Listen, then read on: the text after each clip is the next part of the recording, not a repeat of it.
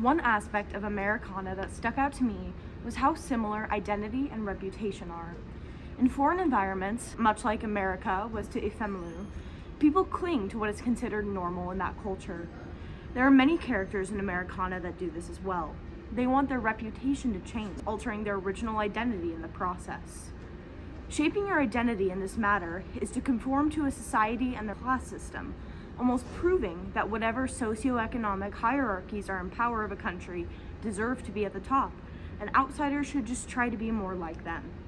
Ifemelu, for example, discusses how race wasn't a prominent part of her identity until she came to America, because she is now the racial minority.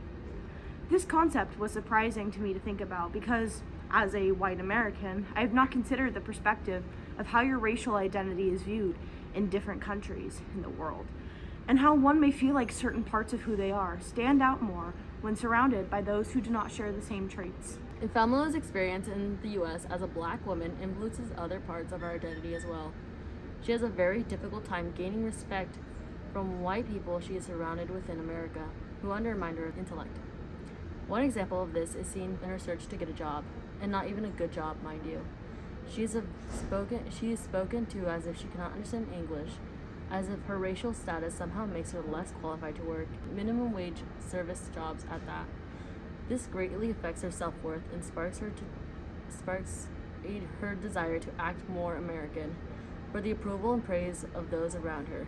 She has come into a country where the majority race acts as if the others are inferior, causing Ifemelu to genuinely believe that herself and her Nigerian roots are worthless.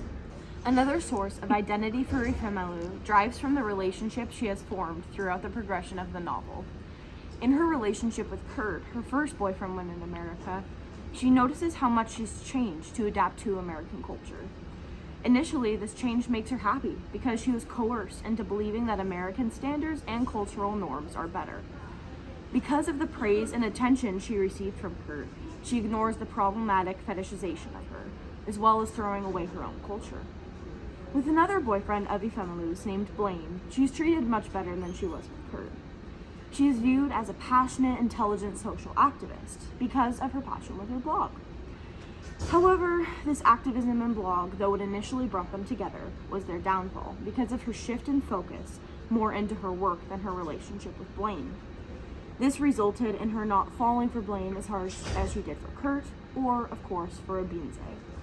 With Obinze, there is a unique feeling, a lack of pressure that she is able to receive from him. She isn't forced to be a sexual African woman stereotype to please him, and she doesn't need to be the smartest activist to receive his love and attention, though it is still valued. She doesn't need to act American or act Nigerian again with Obinze. She can just be Ifemelu, which allows her to remold her identity with the experiences she has taken from American culture while still being a Nigerian woman. The men she has dated represent how culture can shape identity. Ifemelu has a very unique identity due to her experiences being in America as a Nigerian, and afterwards returning home. Her identity is very different depending on the perspective of who is looking at Ifemelu, since white Americans just view her as another black woman in America, and that because she's black, she must have had all the same experiences as other black people in America. Other black Americans, though, acknowledge that she's actually Nigerian, and an immigrant in America hasn't had all ancestors go through American slavery and segregation. This distinction allows her to deeply reflect on the difference between African American immigrants and African Americans, which she does through her relationship with DK. As a quote from the novel says, quote, "He would have to choose what he was, what would be chosen for him," unquote. At the end of the novel, she keeps close with what she learned in America as she grew up as a Nigerian immigrant, relating strongly to the returnees to Nigeria instead of those whom she grew up with.